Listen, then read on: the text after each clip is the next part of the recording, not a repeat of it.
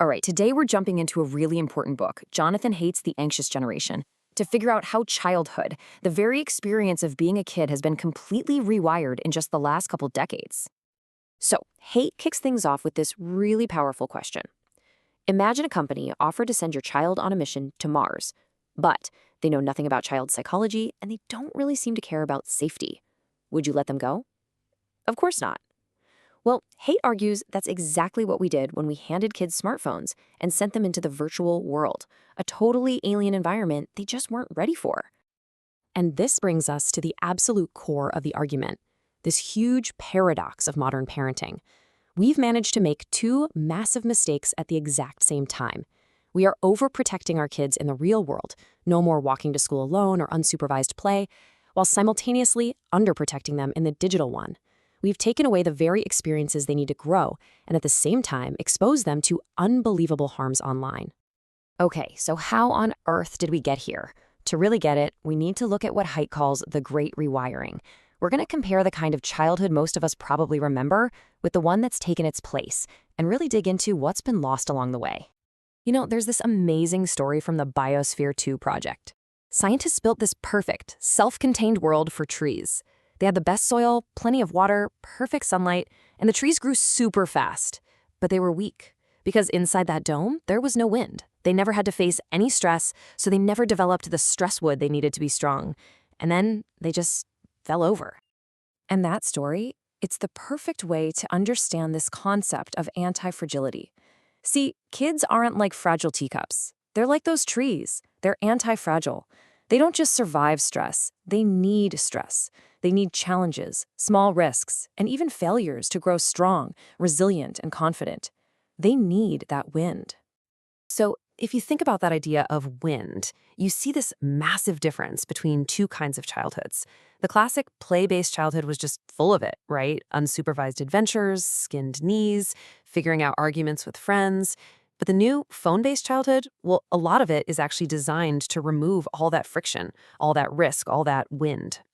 So what does this wind actually develop in a kid? Well, it builds absolutely crucial life skills. That unsupervised risky play, it isn't just about having fun. It's how kids learn to manage their own fear, which actually makes them less fearful over time. It's where you learn to read a room, to solve your own problems, and just become physically capable in the world around you. Now, these two totally different childhoods, they literally wire the brain to operate in one of two modes. A play-based childhood helps build discover mode. You're curious, you're open, you're scanning the world for opportunities.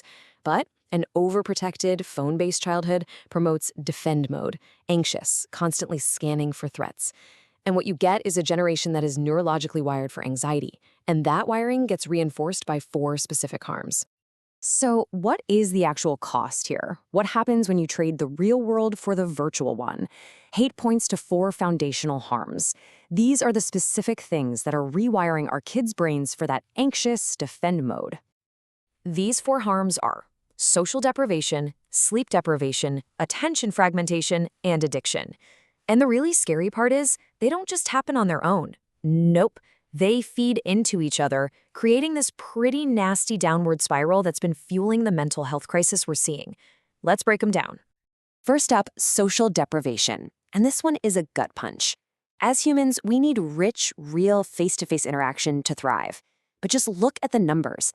The amount of time young people spend just hanging out together, in person, has absolutely cratered. They might feel connected to thousands of people online, but in reality, they're more isolated than ever, and that leads to some profound loneliness. Second, sleep deprivation. Think of the teenage brain as a massive construction project. Sleep is the crew that does all the essential work, but a phone in the bedroom just devastates that process. The blue light from the screen literally tells the brain it's daytime, and the constant pings and notifications keep the brain on high alert, destroying the deep, restorative sleep they absolutely need for good mental health. Now for the third harm, attention fragmentation. And for this, Haidt uses this brilliant analogy from a Kurt Vonnegut short story.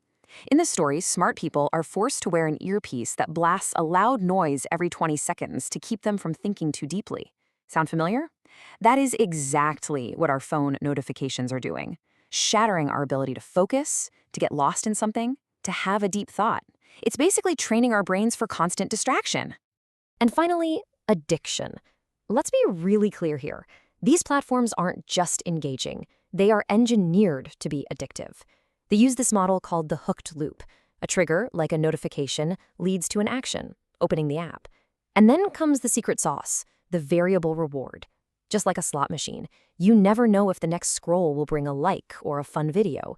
And that unpredictability is what gets you hooked, creating a powerful habit loop in your brain. And if you think that's an accident, it's not. Make no mistake, this is all by design. This quote, it's from an internal Facebook presentation. It shows the company openly acknowledging that the teenage brain, which hasn't fully developed its self-control centers, is uniquely vulnerable to the exact kind of emotional manipulation their platforms are built on. They knew. Okay, so that is a lot, and it's pretty bleak, right? It can feel totally overwhelming, but here's the most important thing Haidt stresses. This is not an individual failure. It's not on you as a single parent or a single kid.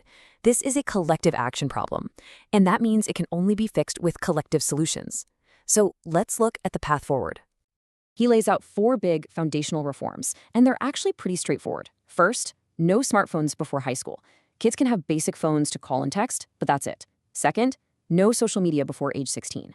Third, make schools phone-free zones so kids can actually focus and interact with each other.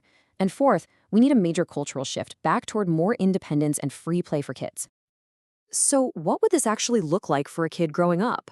Well, instead of the free-for-all we have now, you'd get this new set of social norms, a much more gradual on-ramp to digital life. Around age 10, maybe you get more freedom and a basic flip phone. When you start high school at 14, you get your first smartphone. And then at 16, you're ready to enter the much more complex world of social media. It creates a healthier, more staged journey. And the most important takeaway here is that everyone has a role to play. This can't just be on parents. Parents can band together to delay smartphones so no one kid feels left out. Schools can create phone-free environments. Governments absolutely have to update our outdated privacy laws. And as a whole culture, we need to push back against the constant fear that keeps our kids inside and glued to screens. Look, the rewiring of childhood happened incredibly fast and pretty much without a plan. But it is not permanent. The challenge, the question Haidt leaves us with, is this. Now that we know what's happened, can we find the collective will to change course? Can we decide together to intentionally build a healthier, better circuit for the next generation? Thanks for watching.